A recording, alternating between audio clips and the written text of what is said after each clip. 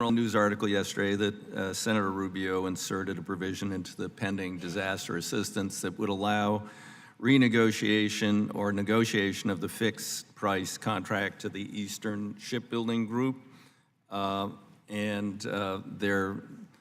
justification is their shoreside facilities were damaged. Of course, I'm pretty sure they had insurance.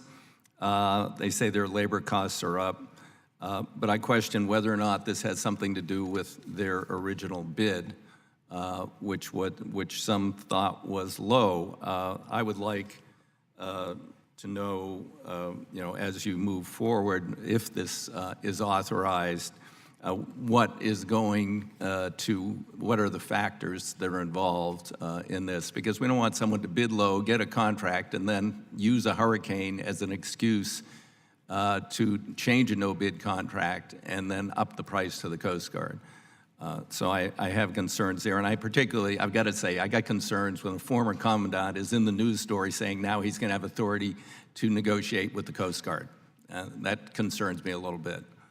So that's one point. I'm also concerned about the polar icebreaker contract. My understanding is there was a value to government that's rumored to be worth $120 million per ship. When I was at the White House a few weeks ago, the president was quite upset at the price tag per ship. And I guess I know that, I don't know if it's been protested or not, but I certainly would like to know what is the value per ship and what added up to what was the number? Was it really $120 million? And what's the value, since apparently other bids were considered qualified, but this was a greater value? So those are not really questions, those are requests that I'm making to you today. Master Chief, got 187 people on the bill to pay the Coast Guard when we shut down. I hope we won't shut down. I have put my 2 cents worth in on how we might not shut down the government. We shouldn't pass the DOD appropriations bill because they get paid until we have negotiated past Mick Mulvaney in the White House to not have a shutdown.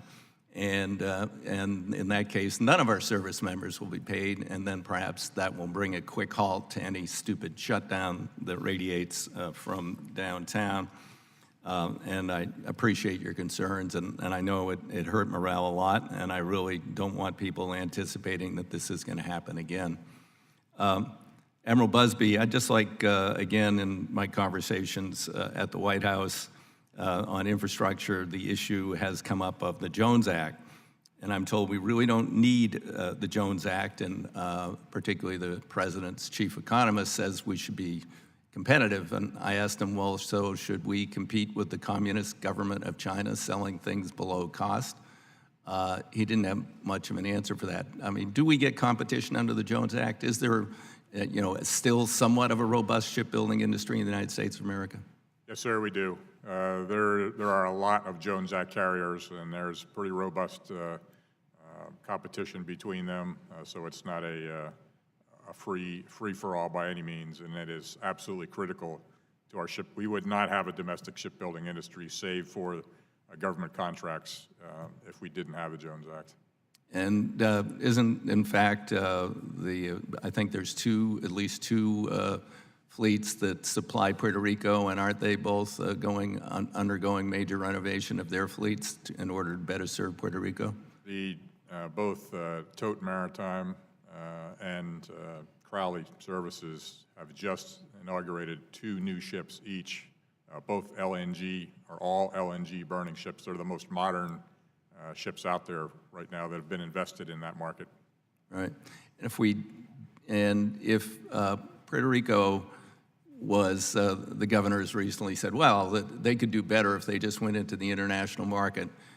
Do you think it's likely that little tiny Puerto Rico would be able to get daily or weekly service out of Jacksonville, Florida from the international shipping conglomerates?